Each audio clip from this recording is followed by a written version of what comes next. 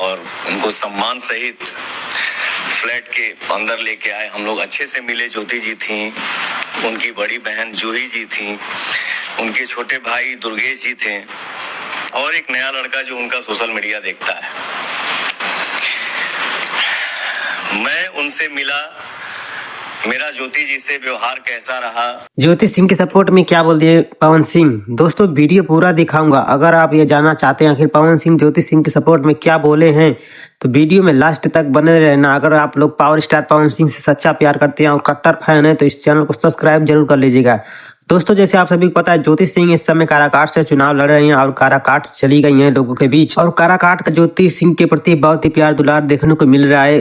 काराकाट के 50% लोग ज्योति सिंह का सपोर्ट करने के लिए तैयार है। मतलब काराकाट से 50% वोट तो ज्योति सिंह को मिलना तय है। अगर ज्योति सिंह को जीतना है तो हमारे पवन भैया पावर स्टार पवन सिंह को ज्योति सिंह का सपोर्ट करना चाहिए, क्योंकि अगर पावर स्टार पवन सिंह ज्योति सिंह का सपोर्ट करते हैं तो 50% वोट जो कट रहा है वो ज्योति सिंह को मिलेगा और ज्योति सिंह को जीतने से कोई नहीं रोक सकता है।